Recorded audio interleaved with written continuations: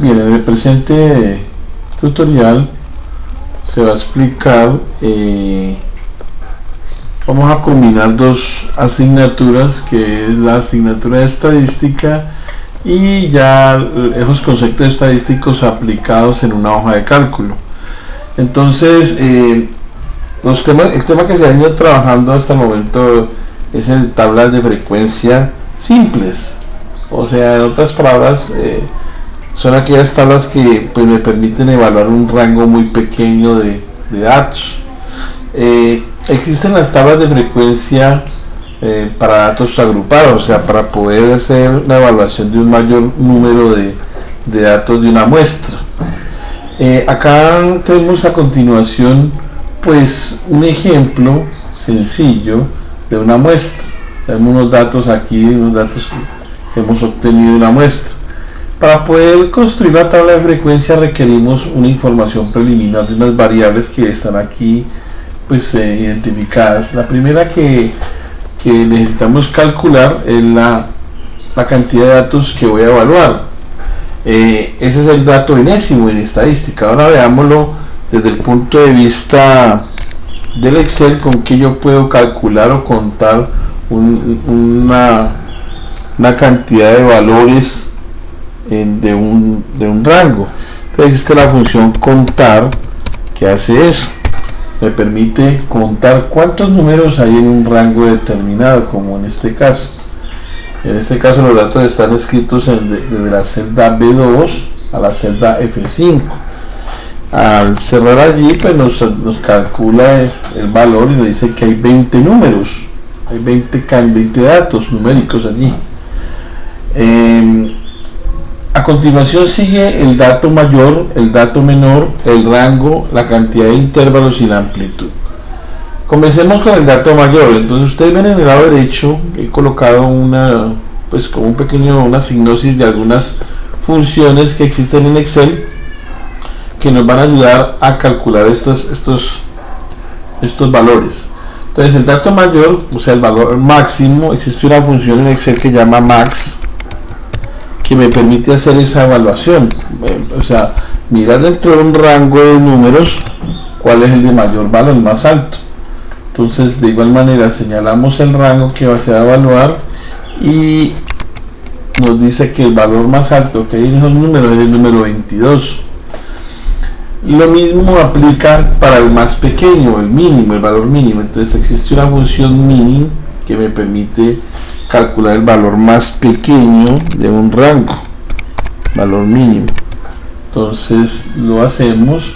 Obviamente aquí pues uno podría visualmente definir esos valores, pero pensemos en un gran volumen de números, ya sería mucho más complicado, y ahí es donde pues presenta importancia el manejo de estas funciones.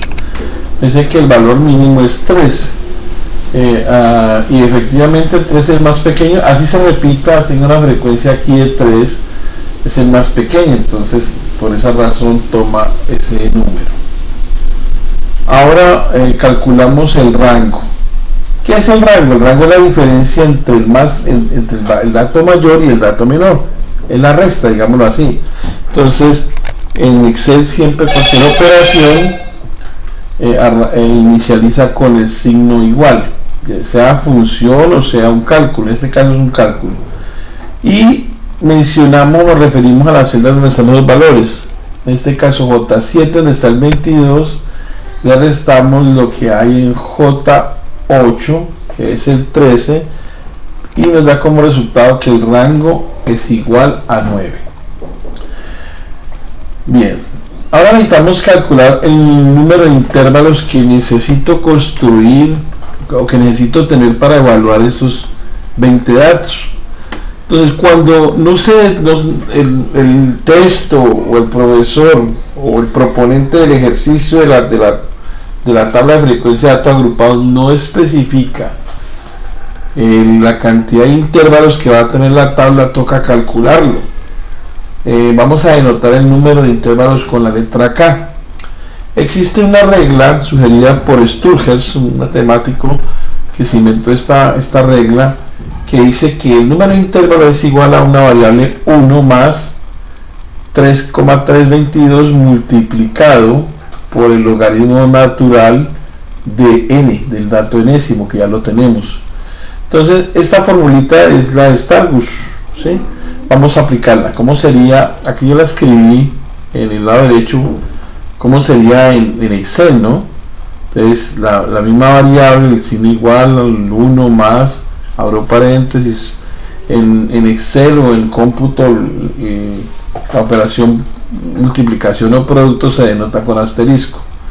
Log, la función logaritmo de J6. J6 es el valor donde está, o sea, aquí donde está el 20, el valor enésimo. Vamos a ver si nos funciona. Este sería igual a 1 más, abrimos paréntesis, la variable, la constante 3,322 multiplicado por el logaritmo, abro paréntesis, ¿de qué? Pues de 20.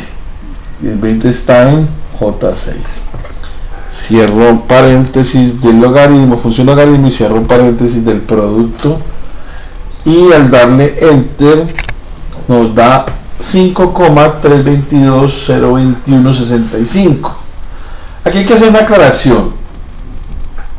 Resulta que Stargus dice que si el valor que obtenemos es par, simplemente lo dejamos. Perdón, si es impar, ¿sí?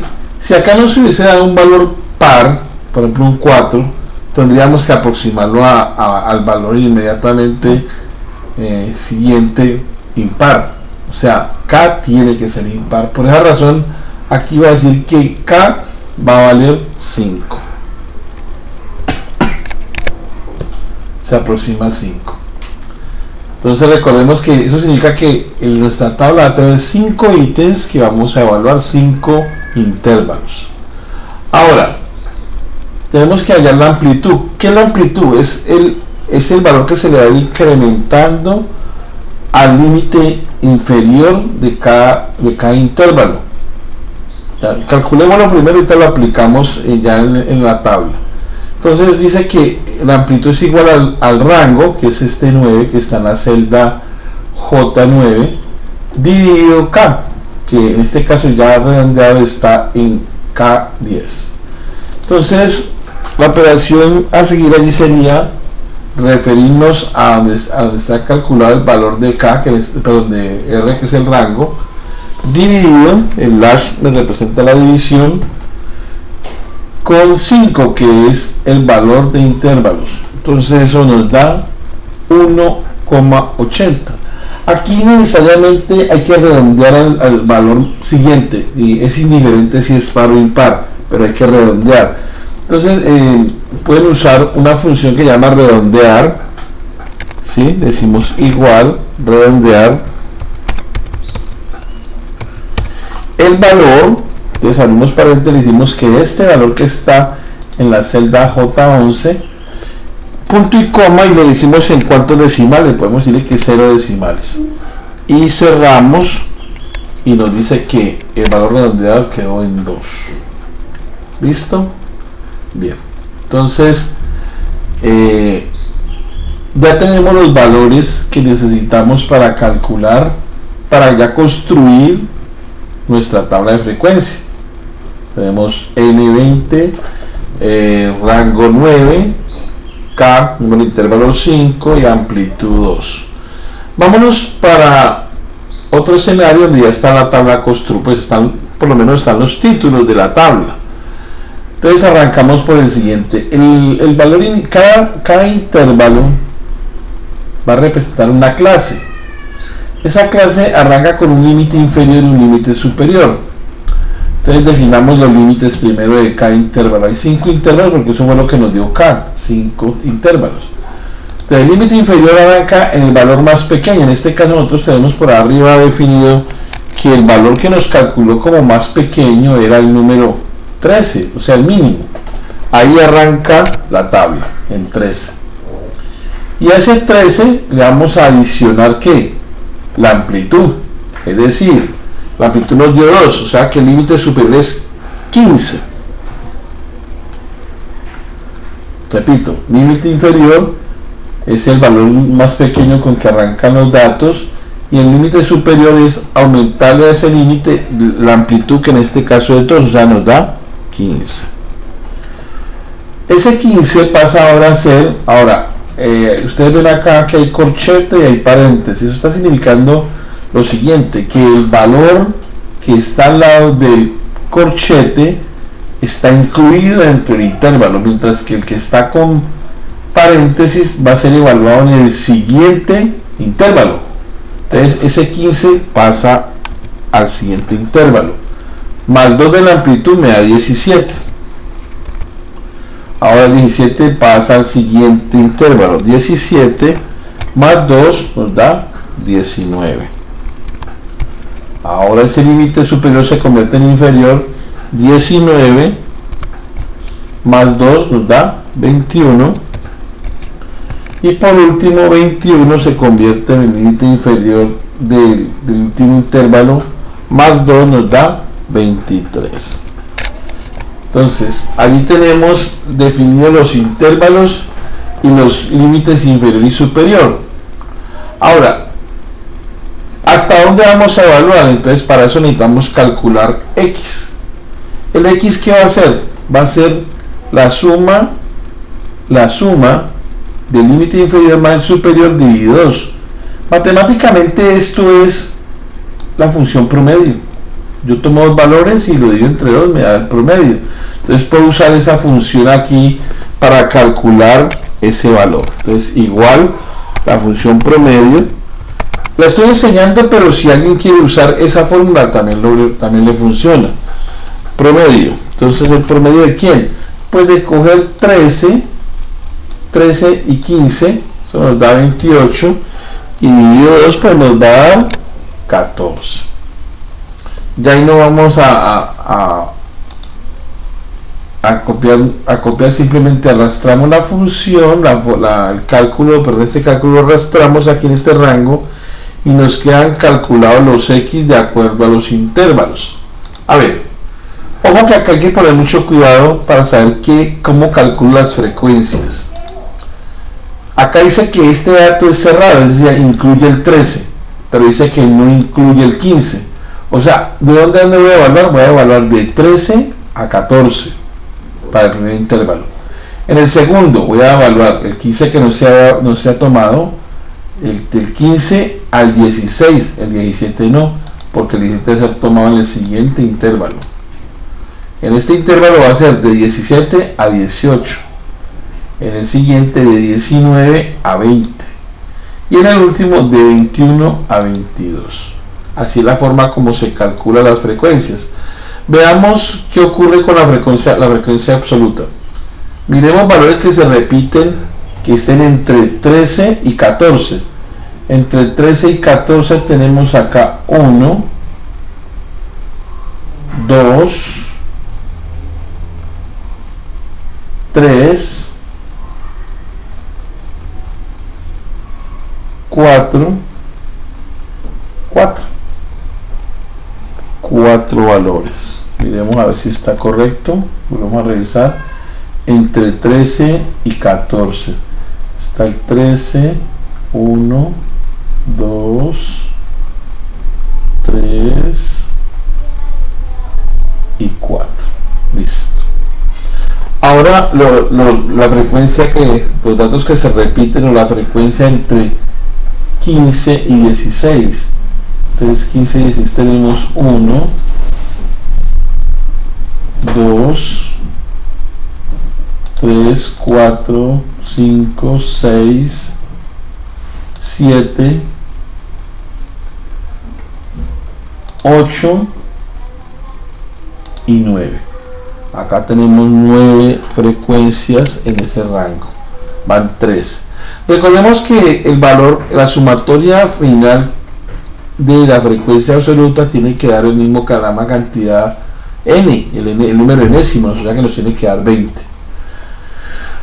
Evaluemos valores entre 17 y 18. Entre 17 y 18 acá va 1, 18.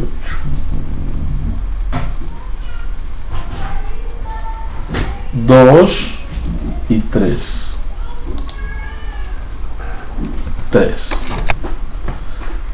Veamos cuántos valores hay entre el rango entre 19 y 20. 19, 1, 19, 2 con el 20, 3, tenemos 3 valores. ¿Y cuántos datos tenemos, cuántas frecuencias tenemos entre 21 y 22? Entonces tenemos una, que es la que está acá. Como pueden observar, eso nos dio 20. Eso significa hasta ese momento que la tabla y los intervalos y sus límites superior e inferior están bien construidos. Ahora vamos a calcular la frecuencia relativa. Esa es la que ustedes han venido trabajando, que es tomar la frecuencia absoluta y dividirla entre el n.